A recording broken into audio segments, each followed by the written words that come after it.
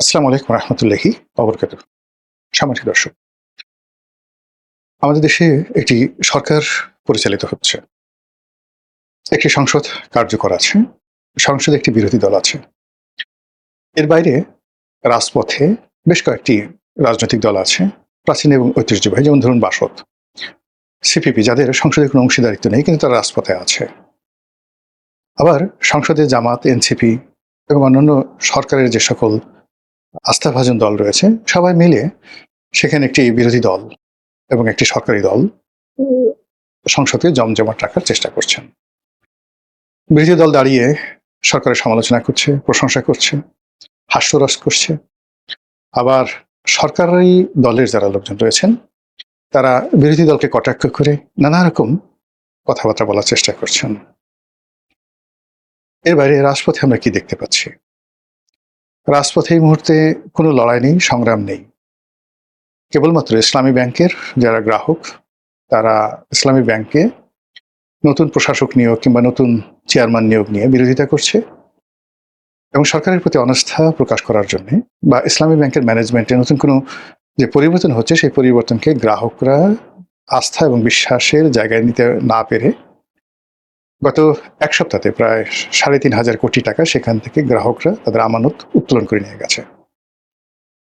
পরিস্থিতি সামাল দেওয়ার জন্য ইসলামী ব্যাংক কেন্দ্রীয় ব্যাংকের কাছে তারল্য সংকট মোকাবেলা করতে ১০,০০০ কোটি টাকা তারা হাওলাত চেয়েছেন, ঋণ চেয়েছেন। এই যে যা কিছু বাংলাদেশে ঘটছে, এগুলো হলো মূল খবর। এর বাইরে যা কিছু হচ্ছে সেগুলো আসলে এরকম খবর নয়, এগুলো দুর্ঘটনা। কখনো হত্যাকাণ্ড ঘটছে, কখনো ধর্ষণ হচ্ছে, ছিনতাই হচ্ছে, সড়ক দুর্ঘটনা হচ্ছে, ইত্যাদি ইত্যাদি নানা রকম যাকে বলা হয় ঘটনা দুর্ঘটনার মধ্যে দিয়ে সারা বাংলায় টেকনাফ থেকে তেঁতুলিয়া পর্যন্ত ১৮ কোটি মানুষের মধ্যে ১৮০০ কোটি চিন্তা চেতনা রসায়ন নানাভাবে কাজ করছে।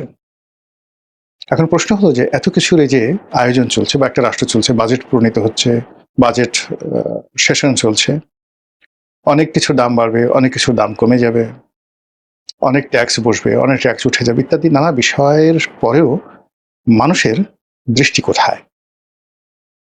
আর মানুষের মধ্যে হাহাকার কি, মানুষের মধ্যে অভাব কি?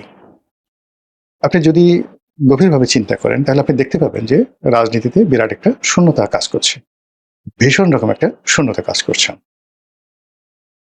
এবং এই শূন্যতা কোনো যেন তেন শূন্যতা নয়, নিঃসীম নীরবতা, হাহাকার। রাজনীতির ময়দানে আমরা যা কিছু দেখছি, সরকারি দল, বিরোধী দল, কিন্তু এরপর মনে হচ্ছে কে যেন নেই, কাকে যেন দরকার। সবাই উপস্থিত, কিন্তু এর মধ্যে মনে হচ্ছে কে যেন আসবে বা কে যেন আসবে না, ইত্যাদি নানা রকম পরিস্থিতি আমাদের গল্প, কবিতা, উপন্যাস থেকে শুরু করে সব জায়গাতে এটি মাথা ছাড়া দিয়ে উঠেছে। এই হতাশার চিত্র, না পাওয়ার বেদনা, পাওয়ার বেদনা, হারানোর বেদনা এবং নতুন করে কোনো কিছু শুরু করতে না পারার যে ব্যর্থতা, চিন্তা জগতে, অর্থনৈতিক জগতে, মন এবং মননে। তো এই যে আজকের যে অবস্থা, যারা আজকের এই অবস্থার জন্য দায়ী করতে চান তারা কেউ বিএনপিকে দায়ী করবে না। এমনকি ডক্টর মোহাম্মদ ইউনূসকে আংশিকভাবে দায়ী করা হলেও বর্তমানের যে সমস্যাগুলো রয়েছে এই সমস্যাগুলো কাটিয়ে ওঠার ক্ষেত্রে সবাই সরকার পক্ষের যারা লোকজন এক বাক্যে বলবে ১৭ বছরের দুঃশাসন, শেখ হাসিনার পারিবারিক শাসন, শেখ পরিবারের যাকে বলা হয় সিন্ডিকেট, এগুলোর কারণে বাংলাদেশ থেকে এই লক্ষ লক্ষ কোটি টাকা, billion billion dollar, Debapriya Bhattacharya নামক একজন ভদ্রলোক আছেন, তো তিনি হিসাব করে ইউনূস সরকারকে বুঝিয়ে দিয়েছিলেন যে ১৬ লক্ষ কোটি টাকা শেখ হাসিনার জমানাতে পাচার হয়েছে। তো এগুলোর আসলে অনেক আফটার ইফেক্ট আছে। এই ধরনের একেবারে ১৬ লক্ষ কোটি টাকা ২-৪ হাজার কোটি টাকা কমও না, বেশিও না। আমরা যারা একসঙ্গে ১ কোটি টাকা দেখিনি তাদের কাছে ১ কোটিরও যে মূল্য, হাজার কোটি টাকার যে মূল্য, শত কোটির মূল্য, লক্ষ কোটি টাকারও একইভাবে সেই মূল্য। ১৬ লক্ষ কোটি টাকা, ওরে বাবা রে বাবা, দেবপ্রিয় ভট্টাচার্য বের করে ফেলেছে। এবং একটা এই ধরনের অর্থনীতিবিদদের কারণে কিভাবে একটা সরকার ডুবে তার একটা উদাহরণ দেয়। আওয়ামী লীগ জমানাতে এরকম একটা গবেষণা করে আবুল বারাকাত একেবারে সে বিশাল বলল যে আমাদের দেশের যারা যুদ্ধাপরাধী, জঙ্গি, ইসলামিক গ্রুপ রয়েছে তারা যে অর্থনীতি ইসলামী ব্যাংকে কেন্দ্র করে এই অর্থনীতি পরিচালনা করছে, এই অর্থনীতির আকারে নাকি 30,000 কোটি টাকা। বোঝার চেষ্টা করেন। তো 30,000 কোটি টাকা, এই টাকা বিনিয়োগ করে তারা যে ব্যবসা প্রতিষ্ঠান চালায়, সেখান থেকে এই জঙ্গি অর্থায়ন। এই খবর এতটা, যাকে বলা হয়, আওয়ামী লীগকে উদ্বেলিত করলো, এবং এই সমস্ত গবেষণা করে আবুল বারাকাত রাতারাতি হিরো হয়ে গেলেন। আওয়ামী লীগ যখন ক্ষমতা এলো, ক্ষমতা আসার সঙ্গে সঙ্গে প্রথম যে কাজটি করলো, সেই কাজটি হলো ইসলামী ব্যাংক তারা কবজায় নিয়ে নিল। বলা হয়ে থাকে এই ইসলামী ব্যাংক এস আলম এবং তার পরিবার এখান থেকে 80,000 কোটি টাকা নিয়ে গেছে।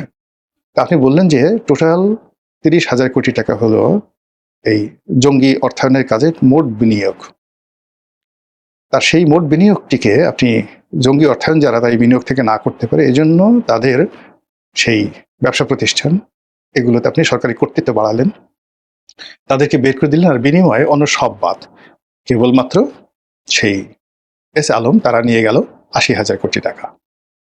অন্যদিকে আরেকটি আছে নাবিল গ্রুপ, এখন বর্তমান সরকার বলছে তারাও নাকি 8 থেকে 10,000 কোটি না কত কোটি টাকা নিয়ে গেছে। তারপর সংসদে দাঁড়িয়ে সালাউদ্দিন সাহেব স্বরাষ্ট্রমন্ত্রী বলেছেন যে গত কয়েক বছরে ইসলামী ব্যাংক প্রায় 22,000 কোটি টাকা তছরুপ করেছে, তার মধ্যে 11,000 কোটি টাকা এই নির্বাচনের কয়দিন আগে, জাস্ট যে নির্বাচন হলো সেই কয়দিন আগে তারা তছরুপ করেছে এবং জামাতকে ফান্ডিং করেছে। এবং এই সকল কথাবার্তা, কর্মকাণ্ড যে একটা প্রতিষ্ঠানকে, একটা রাষ্ট্রকে কি বিপদের মধ্যে ফেলে, তা এই ইসলামী ব্যাংক যেভাবে ডিজিএফআই দিয়ে আওয়ামী লীগ জামানাতে দখল করা হয়েছিল তার প্রকৃষ্ট উদাহরণ। তো সেই দিক থেকে দেবপ্রিয় ভট্টাচার্য এই যে হিসাব করে বলে দিলেন 16 লক্ষ কোটি টাকা দেশ থেকে চলে গেছে, এটার যে ইফেক্ট কি, আফটার ইফেক্ট কি, এবং এটার দ্বারা একটা দেশ জাতি যে কতটা ক্ষতিগ্রস্ত হবে, কতটা অবিশ্বাস তৈরি হবে, কতটা ক্রোধ ঘৃণা তৈরি হবে এবং কতটা ঘৃণা তৈরি হবে, এটা এই মুহূর্তে আপনারা কল্পনাও করতে পারছেন না। যেভাবে ওই যে আবুল বারাকাতের 30,000 কোটি টাকার যে খেসারত, তার খেসারত এখন জাতিকে দিতে হচ্ছে। আর এই সমস্ত কথাবার্তা বলে সে সরকারকে খুশি করে জনতা ব্যাংকের সে চেয়ারম্যান হয়ে গেল। জনতা ব্যাংকের চেয়ারম্যান হয়ে মানে আওয়ামী লীগের যে সিন্ডিকেটটি, একটা দুর্বৃত্ত শ্রেণীর সিন্ডিকেট, তারা এই জনতা ব্যাংকটিকে শেষ করেছে আবুল বারকাতের নেতৃত্বে।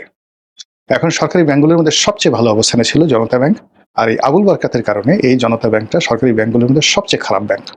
সবচেয়ে খারাপ ব্যাংক এখন এই জনতা ব্যাংক। যদি ইসলামী ব্যাংক বন্ধ ব্যাংকের মধ্যে হতো, যারা কিনা প্রায় 70% পুঁজি নষ্ট করে ফেলেছে। তো সেই আবুল বারাকাত জেলখানায় আছে, তাকে নাকি আবার জামিন দেওয়া হয়েছে। কেন দেওয়া হয়েছে আই ডোন্ট নো। তো সেই আবুল বারাকাত এই জনতা ব্যাংকটাকে শুধু বসায়নি, তার সঙ্গে সঙ্গে শেখ হাসিনাকে নোবেল পুরস্কার এনে দেওয়ার জন্য জনতা ব্যাংক এবং সোনালী ব্যাংক, এই সমস্ত যে সরকারি ব্যাংকগুলো রয়েছে, সেই সরকারি ব্যাংকের বড় বড় যারা ডিফল্টার, ইনক্লুডিং হলমার্ক কেলেঙ্কারির যে নায়ক, যিনি হলমার্কের মালিক, আমার লোকটার নাম মনে নাই, এই তার অর্থায়নে এই আবুল বারকাত এবং অন্যান্য ব্যাংকের যারা চেয়ারম্যান, সরকারি ব্যাংকের চেয়ারম্যান, সদল বলে এরা প্রায় অনেক দিন আমেরিকাতে গিয়ে তারা এই প্লেজার ট্রিপ দিয়েছে, আর শেখ হাসিনাকে বুঝিয়েছে তার নোবেল পুরস্কার পাওয়ার জন্য তারা সেখানে তদবির করতে গেছে। প্রমাণ সহকারে দিতে পারবে এই সমস্ত কথাবার্তা। আর শেখ হাসিনা এদের কথা বিশ্বাস করে জীবনের শেষ দিন পর্যন্ত সে একটা নোবেল পুরস্কার পাবে এই আশায় চাতক পাখির মতো সে বসেছিলেন। আর তার এই আকাঙ্ক্ষাকে কেন্দ্র করে আবুল বারাকাতদের মতো যারা তথাকথিত শিক্ষিত, তথাকথিত বুদ্ধিজীবী, তথাকথিত অর্থনীতিবিদ, তারা পুরো আওয়ামী লীগকে শেষ করে দিয়েছে এবং আওয়ামী লীগের 6 কোটি মানুষকে এই এদের মতো বুদ্ধিজীবীরা বিপদে ফেলেছে। এই বুদ্ধিজীবীদের মধ্যে অনেক সচিব ছিলেন, অনেক অভিনেতা ছিলেন, অনেক নায়ক ছিলেন, অনেক নায়িকা ছিলেন, অনেক নায়িকা। এই অনেক নায়িকা, তথাকথিত নায়িকা, তারা জাস্ট হানি ট্র্যাপের যাকে বলা হয় এলিমেন্ট রূপে ভারতীয় গোয়েন্দা সংস্থা, বিভিন্ন গোয়েন্দা সংস্থা তাদের এজেন্ট হয়ে বড় বড় সামরিক বেসামরিক কর্মকর্তাদেরকে বিছানায় নিয়েছে এবং বিছানায় নিয়ে যত রকম তথ্য আছে, উপাত্ত আছে, সেগুলো বিদেশিদের হাতে তুলে দিয়েছে। আমি নাম বললাম না, বাট বাস্তবতা এটাই, ওপেন সিক্রেট।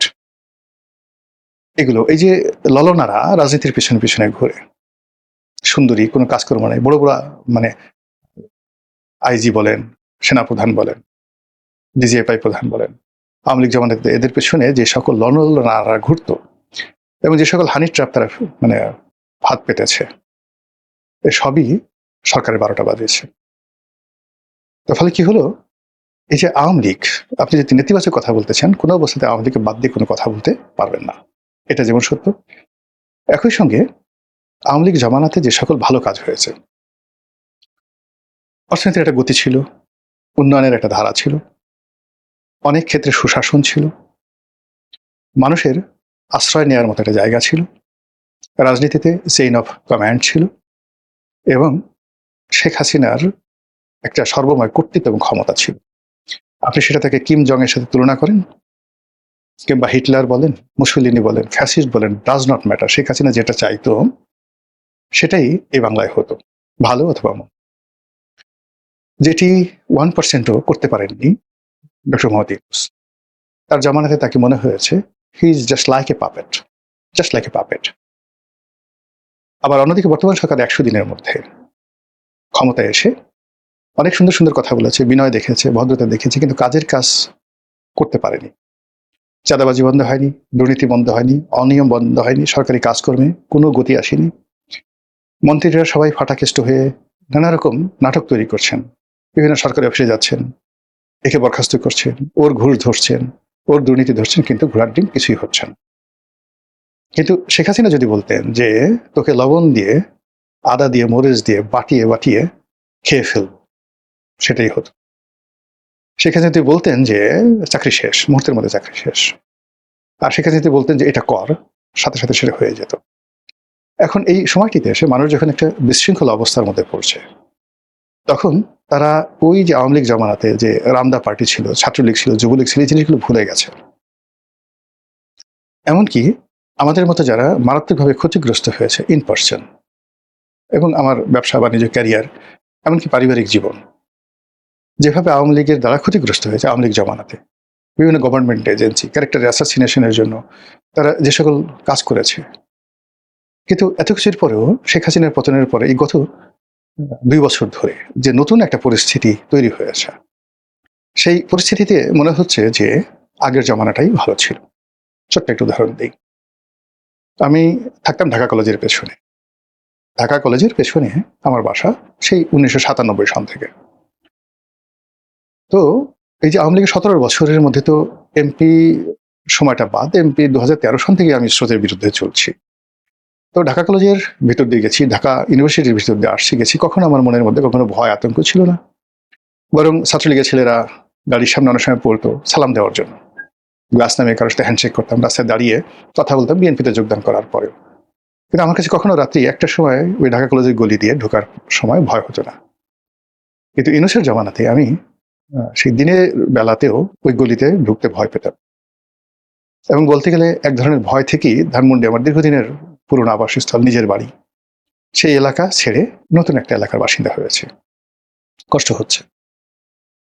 আওয়ামী লীগ জমানাতে আমার ব্যবসা বাণিজ্য বাধা তৈরি করা হয়েছিল, কিন্তু আমি বিকল্প পথ দিয়ে ব্যবসা বাণিজ্য চালিয়ে নিয়েছিলাম, কিন্তু এখন আমার ব্যবসা বাণিজ্য বন্ধ, ব্যবসা বাণিজ্য করতে পারছি না। একটা সাধারণ মামলার একটা শুনানি, শেখ হাসিনাকে ভয় পাওয়া নিয়ে গোলাম মাওলা রনির বিশ্লেষণ। আমার এই পরিস্থিতি থাকা সত্ত্বেও হাইকোর্টে একটা সাধারণ মামলায় যা শুনানি হবে, আর কিছু না, বিচারক এটা শুনানি করবে, নিশ্চয় নর্মাল একটা মামলা, সেই মামলাতে গত 2 বছর মানে শেখ হাসিনার পতনের পর জাস্ট একটা মামলায় শুনানি আসবে, সিরিয়ালে আনতে হচ্ছে না। অথচ আওয়ামী লীগ জমানাতে এরকম একটা মামলা শুনানি, আমার জন্য শুনানি করতে হাইয়েস্ট 24 ঘন্টা সময় লাগতো, 24 ঘন্টা, কিন্তু সেটা হয়নি। কিভাবে দেখুন, আপনাকে বলি, একটা লেখা লিখলাম বাংলাদেশ প্রতিদিনে, সুন্দরী সুজানা, 2 বিরুদ্ধে 1 উকিল, 3টি মামলা হলো বাংলাদেশ প্রতিদিনের সম্পাদক, আমার বিরুদ্ধে এবং প্রকাশকের বিরুদ্ধে। ঢাকা বার মামলা করলো, সিলেট বার মামলা করলো, রাজশাহী বার মামলা। আমি এবং তারা যেভাবে বার মামলা করলো, মানে ঢাকা বারের 35,000 উকিল বার, মানে ঢাকা মানে আইনজীবী সমিতি মামলা করলো, এজ এ পার্সন না, এজ এ সমিতি, তেমনি সিলেট বার মামলা করলো, রাজশাহী বার মামলা করলো। সেই মামলায় নর্মালি হাইকোর্টে, যেহেতু এটা মামলায় জামিনযোগ্য দ্বারা হাইকোর্টে আসা যায় না, সেই মামলা আমি হাইকোর্ট থেকে আগাম জামিন নিলাম আওয়ামী লীগ জমানাতে। আবার আগাম জামিন নেওয়ার পরে সেই মামলা আবার আমি শুধুমাত্র হাজিরা দিলাম। নর্মালি যখন ক্রিমিনাল কেস হবে, সেই ক্রিমিনাল কেসের চার্জ ফ্রেম না হওয়া পর্যন্ত আপনি কোয়াশমেন্টে যেতে পারবেন না। কিন্তু আমি যখন জাস্টিস সিনহাকে, প্রধান বিচারপতিকে জিনিসটা বুঝিয়ে বললাম, সঙ্গে সঙ্গে তিনি সেই কোয়াশমেন্টের জন্য তিনি একটা বেঞ্চকে নির্দেশ দিলেন যেটা গ্রহণ করা হোক। তো চিন্তা করুন যে রাষ্ট্র ছিল সরকারের মানে 3টা বার মামলা করেছে, কিন্তু তারপর আমি হাইকোর্টে এসে আশ্রয় নিতে পেরেছি। 2018 সালে আমার বিরুদ্ধে এলাকায় মামলা দেওয়া হলো, আইসিটি একটা মামলা দেওয়া হলো। সেই আইসিটি একটা মামলা, আমার বিরুদ্ধে ওয়ারেন্ট, আমি 1 বছর ঘুরে বেড়ালাম। কই আমার মনে কোনো ভয় হয়নি, পুলিশ আমাকে গ্রেপ্তার করবে। আইসিটি মামলায় বিএনপির মানে সব মানুষ মানে আইসিটিতে গ্রেপ্তারই পড়ো না, সে বছর আমি 1 বছর ঘুরাচ্ছি। এরপরে চার্জ ফ্রেম হলো, চার্জশিট দিল আমার এগেনস্টে। আমি ঢাকা কোর্টে গেলাম, যাওয়ার পর সেখান থেকে জামিন নিলাম। জামিন নেওয়ার পরে হাইকোর্টে আসলাম, চার্জ ফ্রেম হলো, কোয়াশমেন্টে চলে গেলাম এবং সেটা হাইকোর্টে কোয়াশ হয়ে গেল। আওয়ামী লীগ আমলে আমার বিরুদ্ধে দেওয়া মামলা। এখন আপনি চিন্তা করেন তো এখন কি অবস্থা চলছে বিচার বিভাগের। তাহলে আমি এই আমার যে অভিজ্ঞতা, আমি কি বলবো বলেন, কার বিরুদ্ধে বলবো? ফলে যত কিছুই বলেন না কেন, সুশাসন, রাষ্ট্রের যে বিধিবিধান এবং রাষ্ট্রের যে অঙ্গ প্রত্যঙ্গ, আমার বিরুদ্ধে দুর্নীতি দমন কমিশনের শেখ হাসিনার বিরুদ্ধে, শেখ হাসিনা বারবার চাচ্ছিলেন যে উনি চেয়েছেন কিনা আমি জানি না, কিন্তু 12 বছর ধরে আমার মামলা চলছে দুর্নীতি দমন কমিশনে। কিন্তু ডিরেক্টর লেভেলের কর্মকর্তা, অফিসার্স, কমিশনার লেভেলের কর্মকর্তাদের সাথে কথা হয়েছে, কেউ কখনো আমাকে বেজ্জতি করেননি। সবাই বলে যে জানি স্যার আপনার এটা আপনার মতো একজন মানুষকে হয়রানি করার জন্য আসছে, আমরা কাজ করছি, বাট আপনি ডোন্ট ওয়ারি, আপনি চিন্তা করবেন না। 12 বছর পরে একবার শেষ মুহূর্তে এসে দেখা গেল সেটা দুদক ফাইনাল দিয়ে দিল যে না, এর মধ্যে কোনো অভিযোগ নেই। হয়রাস গয়েশ্বর চন্দ্র রায়ের মতো মানুষ, তার মামলা দুর্নীতি দমন কমিশনের মামলা এই ইনুস জামানাতে, শেখ হাসিনার জামানাতে ওনার একটা মামলা ছিল। ওই যে দুদকের চেয়ারম্যান ছিলেন তিনি তাকে নিশ্চয়তা দিয়েছিলেন যে উইদিন 15 দিনের মধ্যে আমরা একটা ফাইনাল দিয়ে দেবো। কিন্তু শেখ হাসিনার পতনের পরে যখন ডক্টর মোহাম্মদ ইউনূস আসলে সেটা ফাইনাল না দিয়ে মানে গয়েশ্বর বাবুর বিরুদ্ধে মামলা দিয়ে হয়েছে। এখন তিনি সেই কোর্টে হাজিরা দিচ্ছেন দুদকের মামলাতে। আমাকে একদিন আফসোস করে বলতেছিলেন। সো দিস ইজ, এখন আমরা যে সিস্টেমগুলো চাচ্ছি, এইভাবে টেকনাফ থেকে তেঁতুলিয়া পর্যন্ত ভূমি অফিস বলেন, সব জায়গাতে বলেন, যেখানে স্বয়ং ভূমি মন্ত্রী অফিসে গিয়ে কাউকে পাচ্ছেন না, তা জনগণ সেখানে কি অবস্থা? তো এই অবস্থাতে আওয়ামী লীগের অপরিহার্যতা, শেখ হাসিনার স্মৃতি, তার বিষয়গুলো নিয়ে আপনি কি করে জনগণকে মানে আপনি নিবৃত করতে পারবেন যে না, শেখ হাসিনার কথা চিন্তা করা যাবে না, তার কথা বলা যাবে না। সবার আগে বাংলাদেশ এবং সেই বাংলাদেশের প্রতিটা ক্ষেত্রে জনগণের আশা-আকাঙ্ক্ষা পূর্ণ না করলে শেখ হাসিনার অপরিহার্যতা এবং আওয়ামী লীগের গুণগান এটা আপনি বন্ধ করতে পারবেন না। মহান আল্লাহ আমাদের সবাইকে হেদায়েত দান করুন, হেফাজত করুন। আসসালামু আলাইকুম ওয়া রাহমাতুল্লাহি ওয়া বারাকাতুহু।